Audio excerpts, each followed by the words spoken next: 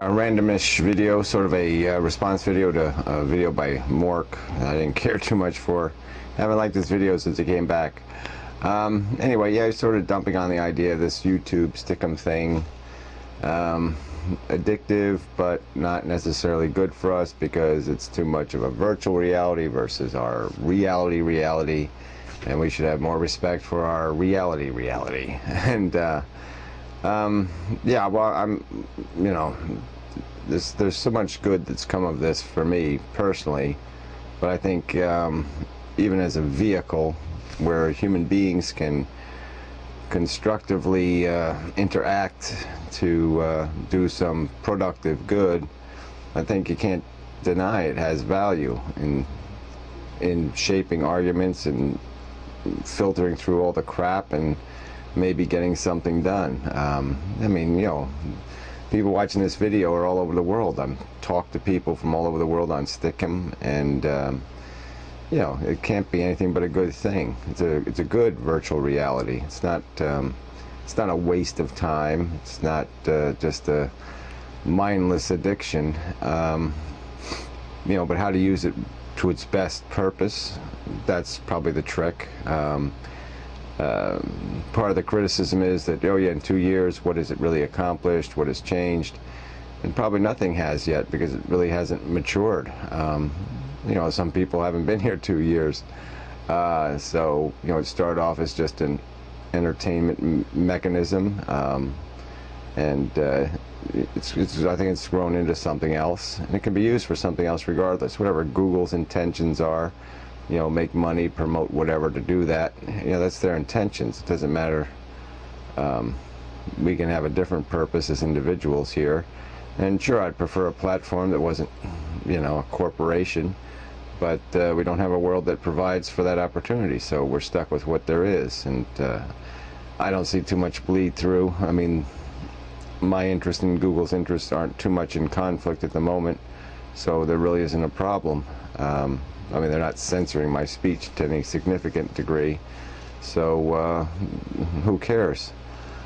So anyway, just this whole idea of how people interact. Yeah, you can interact with people on a local level and in a personal level, and so yeah, you get to shake their hand and you might see what color their shoes and socks are, but you know, what's the interaction is really taking place between your personality and theirs, between your mind and their mind, and that can pretty much take place on these vehicles just as a qualitative way as it does in real life. And the difference is that people of more compatible minds can communicate. I mean, not only can you communicate with people you agree with and support each other and consolidate ideas, but you can communicate, you can find people you can disagree with without it becoming personal or you know, without some obstacle getting in the way of continuing that discussion. You know, I mean, I argue with people that, you know, on almost every issue sometimes, and Stickam or something else, and you know, but we still get along well enough that we can fight through some of the disagreements, and I think that's really constructive. So from my perspective, I don't see any problem with this vehicle distracting us from our realities. Reality is it's still all perception. It's all what you're receiving through these senses, and in the end, most human social interactions, you're not getting anything more than an interaction between two minds. I mean, you're not having sex with everybody in real life. So like I said, I just don't see how it's compromised very much, meeting people and communicating with them through this technology and doing it in person. Yeah, so you can't share, you know, a hot dog and a beer or something. Well, so what? You know, it doesn't have to have all those little superficial nuances to be the same thing. So anyway, I think it's a silly gripe to call it virtual reality. It's not really virtual, it's an extended reality. And even if it is virtual, even if it is artificial, so what? It's a good artificial reality. It's very, I think, productive for our mentality. So anyway, taking the conversation a little further, the whole idea of disagreement and the whole idea that, you know, what we can use this for. People gripe that, you know, I mean, we have the website Walking the Walk, and, you know, the implication is that people do a lot of talking, and that talking is somehow not constructive. But I mean, the talk really does have to come first. You have to be able to figure out how to convey understanding between people. You know, it does surprise me how much human understanding differs between people. I mean, we're all born into the world basically the same way, and yet we arrive at completely different conclusions about what means something, what has value, what kind of policy makes sense, and it does surprise me that there is that difference. I mean, in the last video I mentioned some billionaires, and you know, made some criticism. It's like you get comments from people, it's like, oh, don't, you know, you can't pick on the billionaires or something. I mean, it's just, you almost like, how could people possibly have empathy for billionaires? Like, they haven't gotten enough for whatever they created? I mean, it's almost silly to think about anybody having any concern for the rights of a billionaire.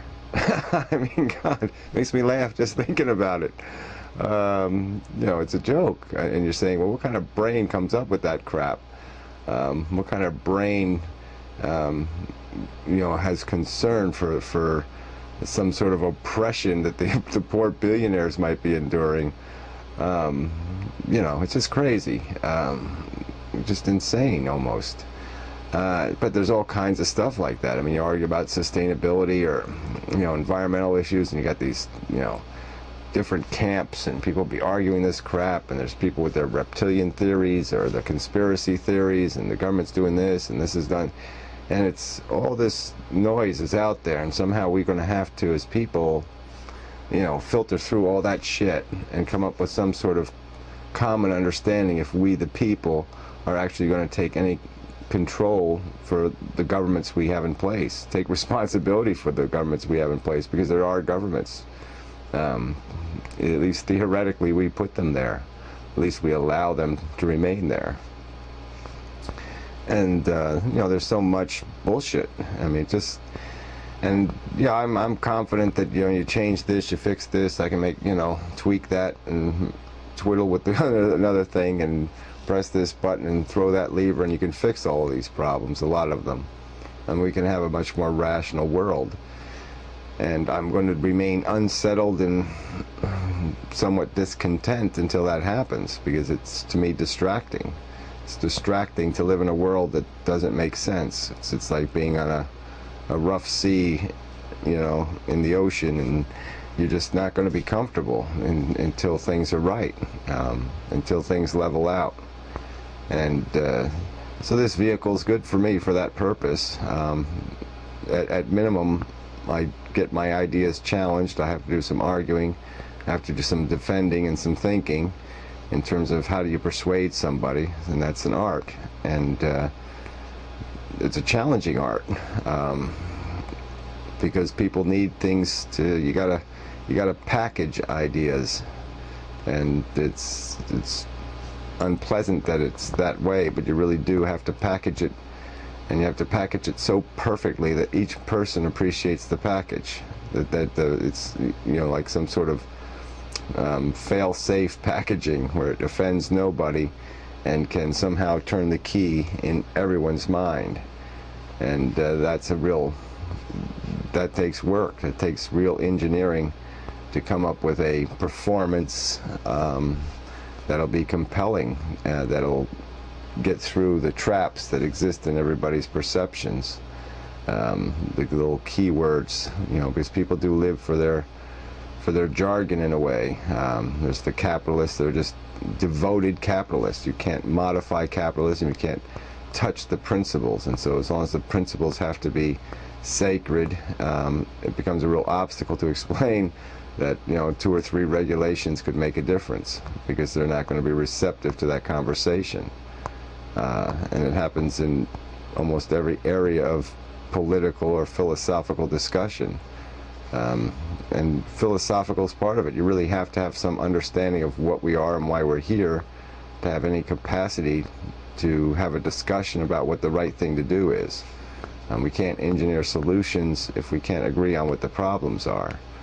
And so that's why I do argue with the theists, because I think they've got reality completely wrong, and they're not going to be able to see what needs to be done with that perverted perspective, with that perverted perception of reality. And so we have to come to some sort of common understanding, some 20 or 30 or 40 facts that we can agree on, and then we can move forward from there. But yeah, it's a challenge, just this whole, can we do anything with this vehicle? But I think talking is important. I mean, we got to talk at first, because we have to, before we can make anything happen, and we're not going to make it happen as individuals. We're only going to be able to make it happen as a collective. We have to have enough power to influence the powers that control things now.